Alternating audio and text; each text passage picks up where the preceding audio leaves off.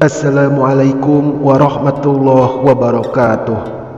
Alhamdulillahirabbil alamin, wassalatu wassalamu ala asyrafil anbiya'i wal mursalin wa ala alihi wa sahbihi ajmain. Qala Allah ta'ala fil Qur'anil Karim, a'udzu billahi minasy syaithanir rajim. Bismillahirrahmanirrahim.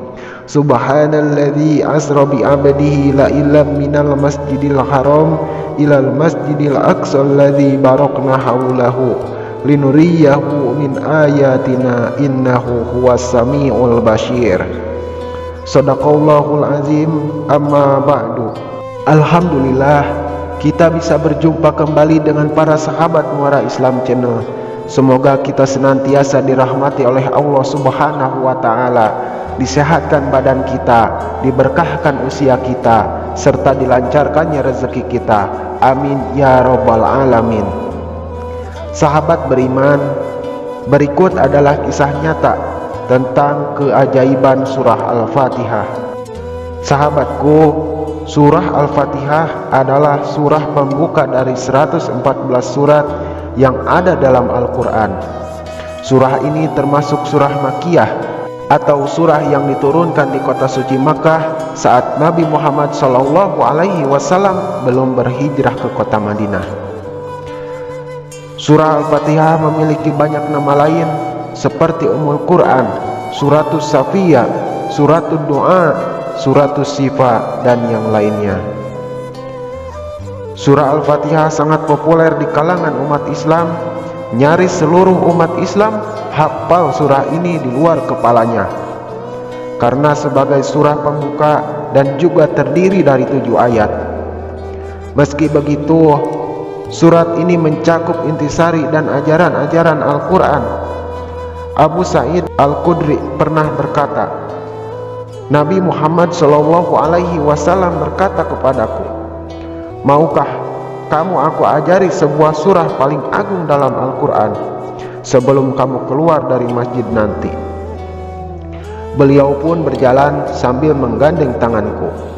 Tatkala kami sudah hampir keluar, aku pun berkata, wahai Rasulullah, engkau tadi berkata, aku akan mengajarimu suatu surat paling agung dalam Al-Quran. Maka Rasulullah pun bersabda, surah itu adalah Alhamdulillahirabbil alamin atau surah Al-Fatihah. Itulah sab'ul masani, 7 ayat yang sering diulang-ulang dalam solat. Surah Al-Quran Al-Azim yang dikaruniakan kepadaku. Hadis riwayat Bukhari. Sahabat beriman yang dirahmati oleh Allah, para ulama berpendapat bahwa keagungan surah Al-Fatihah terletak pada ajaran-ajaran pokok seperti pada masalah tauhid, keimanan, janji, dan kabar gembira bagi orang-orang yang beriman kepada Allah Subhanahu wa ta'ala, dan juga ancaman serta peringatan bagi orang-orang kafir, dan ibadah, dan juga kisah-kisah orang yang beruntung karena taat kepadanya dan sengsara karena mengingkarinya. Sahabat beriman yang dirahmati oleh Allah, tentu saja kita tidak bisa memungkiri keluasan tema yang dikandung serta keistimewaan di balik ayat-ayat yang sudah terkandung dalam surah Al-Fatihah. Surah ini juga menjadi penentu sah atau tidaknya sholat seseorang, baik dalam kapasitasnya sebagai imam, makmum, ataupun sholat sendiri atau munfarid. Jika tidak membaca surah Al-Fatihah, maka sholatnya tidak akan sah.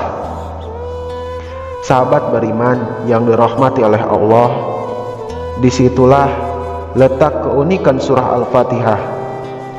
Dalam konteks ini, Nabi Muhammad SAW pernah bersabda, barang siapa melakukan sholat sedangkan ia tidak membaca Ummul Quran atau surah Al-Fatihah di dalamnya, maka sholatnya 3 kali tidak sempurna.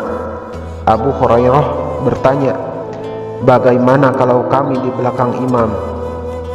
Ia berkata, bacalah secara syir atau pelan, karena sesungguhnya aku telah mendengar Nabi Muhammad SAW bersabda, Allah Subhanahu wa ta'ala berfirman, aku telah membagi salat, yakni Al-Fatihah, antara aku dan hambaku akan mendapat sesuatu apa yang ia minta. Hadis riwayat Muslim dan lain-lain. Sahabat beriman yang dirahmati oleh Allah Subhanahu wa taala, berikut adalah manfaat dari surah Al-Fatihah untuk mengobati berbagai macam penyakit. Dalam kitab Tibun Nabawi, pengobatan ala Nabi, disebutkan bahwa di antara keutamaan-keutamaan surah Al-Fatihah adalah sebagai berikut. Untuk yang pertama, jika kita punya hajat, dan tentu surah Al-Fatihah bisa dijadikan sebagai wasilah atau perantara. Untuk yang kedua, jika surah Al-Fatihah dibaca 14 kali sebelum tidur, maka suami, istri, dan anak-anak kita semua akan selalu mengingat kita. Jika Al-Fatihah dibaca 41 kali, kemudian ditiupkan ke dalam air, kemudian air itu diminum serta dipakai mandi, maka hal itu bisa melepaskan rasa sakit dalam diri kita.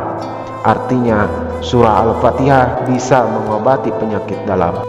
Untuk yang keempat, jika ada orang mengidap penyakit keterbelakangan mental, lalu dibacakan surah Al-Fatihah sebanyak 7 kali dan diusapkan di kepalanya setiap pagi dan sekali sebelum tidur, maka penyakit itu bisa sembuh dengan izin Allah Subhanahu wa taala.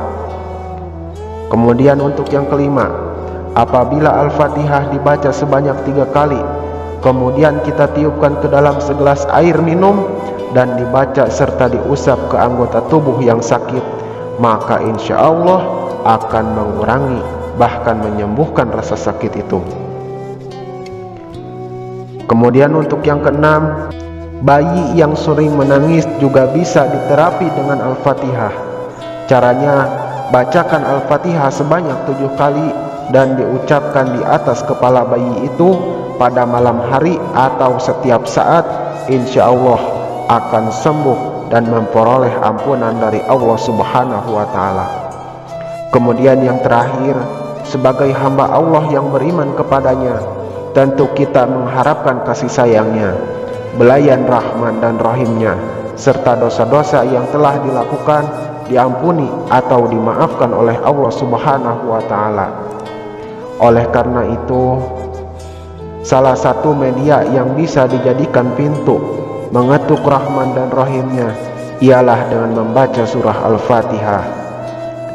Sahabat beriman yang dirahmati oleh Allah, berikut adalah salah satu cerita kisah nyata tentang dahsyatnya surah Al-Fatihah serta mengamalkannya. Kisah nyata ini dialami oleh Pak Gonim yang di PHK dari pekerjaannya, di mana Pak Gonim beserta keluarga dipaksa keluar dari rumah kontrakannya. Tentu saja ini menjadi sebuah kenyataan pahit yang pernah dia alami. Tidak ada lagi proses negosiasi atau musyawarah. Semuanya menjadi buntu dan jalan terbaik salah satunya adalah angkat kaki dari kontrakan.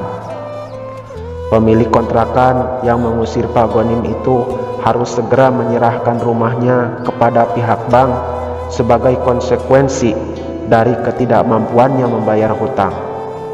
Kabarnya proses penyitaan rumah akan dilakukan esok hari sekitar pukul 9 pagi, dan Pak Gonim pun tidak bisa berbuat banyak apa-apa terhadap situasi yang dialaminya.